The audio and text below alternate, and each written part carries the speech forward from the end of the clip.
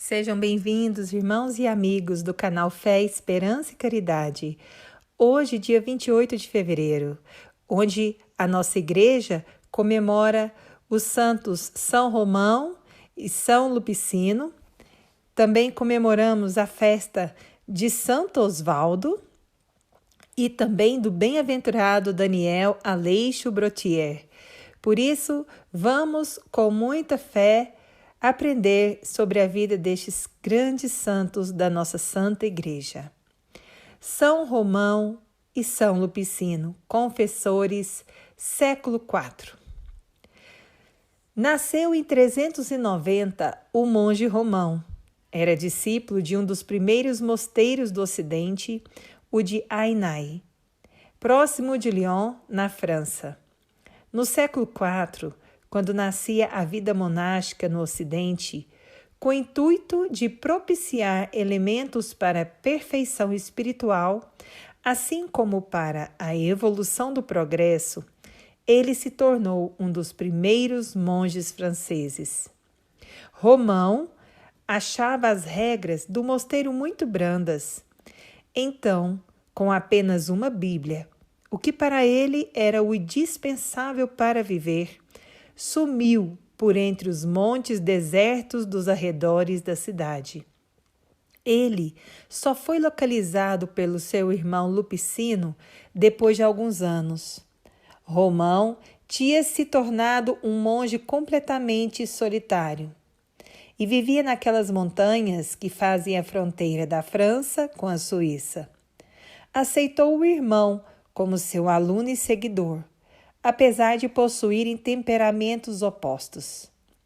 A ele se juntaram muitos outros que desejavam ser eremitas.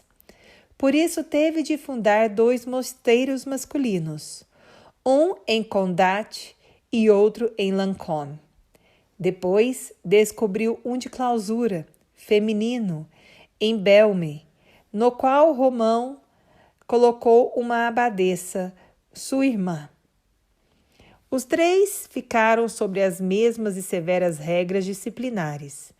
Como Romão achava que seria correto para a vida das comunidades monásticas. Romão e Lupicino se dividiam entre os 2 mosteiros masculinos na orientação espiritual, enquanto no mosteiro de Belme, Romão mantinha contato com a abadesa, sua irmã, orientando-a pessoalmente na vida espiritual. Consta nos registros da Igreja que durante uma viagem de Romão ao túmulo de São Maurício, em Genebra, ele e um discípulo que o acompanhava, depois também venerado pela Igreja, chamado Pelade, tiveram de ficar hospedados numa choupana onde havia 2 leprosos. Romão os abraçou, solidarizou-se com eles, e na manhã seguinte os 2 estavam curados. A tradição conta que a Igreja mantém e nos narra que este foi apenas o começo de uma viagem cheia de prodígios e milagres. Depois, voltando dessa peregrinação, Romão viveu recluso na cela de seu mosteiro e se reencontrou na ansiada solidão. Assim ele morreu, antes de seu irmão e irmã, aos 73 anos de idade, no dia 28 de fevereiro de 463. O culto de São Romão propagou-se velozmente na França, Suíça, Bélgica, Itália, enfim por toda a Europa. As graças e prodígios que ocorreram por sua intercessão são numerosos e continuam a ocorrer, segundo os fiéis que mantêm sua devoção ainda muito viva nos dias de hoje. Amém. São Romão e São Lupicino, rogai por nós. Santo Osvaldo. Santo Osvaldo figura entre os grandes nomes católicos da Inglaterra e da Europa ao final do 1º milênio. De origem dinamarquesa, ele era sobrinho de Otto, arcebispo da Cantuária, e parente de Osil, arcebispo de York. Para abraçar a religião, escolheu a vida de monge beneditino e por isso ingressou num convento na França. Entretanto, Osvaldo foi chamado por seu tio Osil, que, desejando fazer reformas em sua diocese, escolheu o sobrinho para encabeçá-las, por causa de seu senso de justiça e da generosidade para com os pobres. Assim, Santo Osvaldo foi nomeado bispo de Worcester e uniu-se a 2 outros religiosos da mesma estirpe da região, Dunstan, arcebispo de Cantuária, e Ethelwold, bispo de Winchester. Deste modo, Osvaldo conseguiu restabelecer a distância monástica que levou a diocese de seu tio a recuperar o caminho correto dentro do cristianismo. Fundou 2 mosteiros em Westbury, perto de Bristol, e o mais influente, o de Ramsay. Por esta e muitas outras obras, o rei Edgar o nomeou arcebispo de York em 972. Osvaldo fundou ainda uma abadia de beneditinos em Worcester e desenvolveu muito estudo científico nos mosteiros e conventos que dirigiu. Mas, ao mesmo tempo em que dava grande importância aos estudos terrenos, em nenhum momento se desprendeu das obrigações e regras espirituais, alcançando a graça de receber dons especiais e vivenciar muitos fatos prodigiosos. Consta que ele operou diversas graças em vida.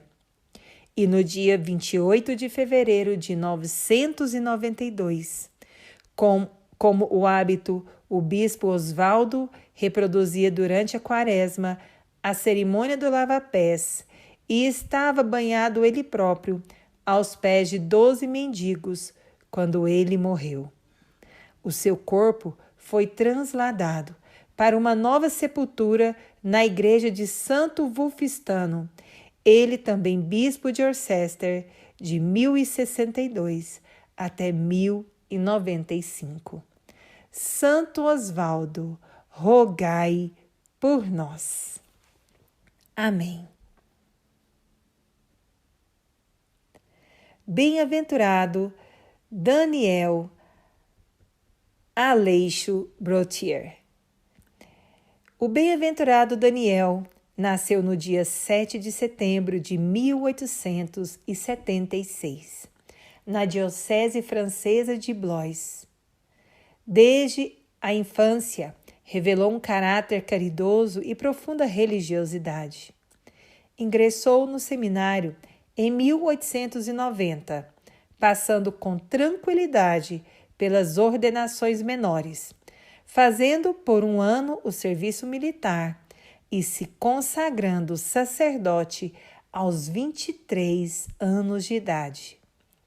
Iniciou seu ministério lecionando no colégio eclesiástico, próximo de Paris, mas sentiu logo sua particular vocação para a vida missionária. Em 1902, ingressou na Congregação do Espírito Santo, na qual emitiu seus votos perpétuos um ano depois. Como sacerdote espiritiano, partiu para o distante Senegal, colônia francesa da África, onde deu vazão ao seu zelo missionário de forma ímpar. Depois de 3 anos, adoeceu gravemente e teve de retornar em definitivo. Mas não abandonou sua missão. Na França, fundou a obra do Memorial Africano com o objetivo de construir a Catedral de Dakar, capital do Senegal. Para isso, com o apoio do bispo de Dakar, outro sacerdote espiritiano, foi nomeado vigário-geral de Dakar, com residência em Paris e diretor da Catedral Monumento. Padre Daniel entrou com entusiasmo no jogo do seu bispo e cumpriu sua tarefa. Organizou um secretariado, instalou um serviço de relações públicas, envolvendo no projeto um conjunto de personalidades. Mas, sobretudo, emitiu uma alma para esta obra, de maneira que os cristãos da França não puderam ficar insensíveis. O trabalho foi interrompido durante a Primeira Guerra Mundial em 1914, quando ele foi voluntário e se alistou como capelão militar nas linhas de frente. Por 4 anos, assistiu os moribundos, cuidou dos feridos, dando assistência espiritual a todos, oficiais e soldados. Capelão lendário, arrojado e ponderado, corajoso e prudente, amigo e confidente, no final da guerra, foi condecorado como oficial da Legião de Honra e da Cruz de Guerra. A partir de 1919, Padre Daniel retornou com toda energia o apostolado missionário e o projeto da Catedral de Dakar. Em 1923, decidiu fazer mais. Fundou a Casa dos Órfãos Aprendizes de Altenil, passando a ser chamado Pai dos Órfãos.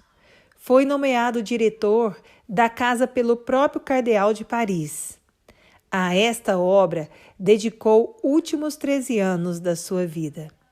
Educador nato, bondoso, conseguiu abrigar cerca de 1.400 jovens carentes e abandonados, sem nunca dispensar nenhum que batesse à sua porta. Fundou também a União Nacional dos Antigos Combatentes, tendo cerca de 2 milhões de associados.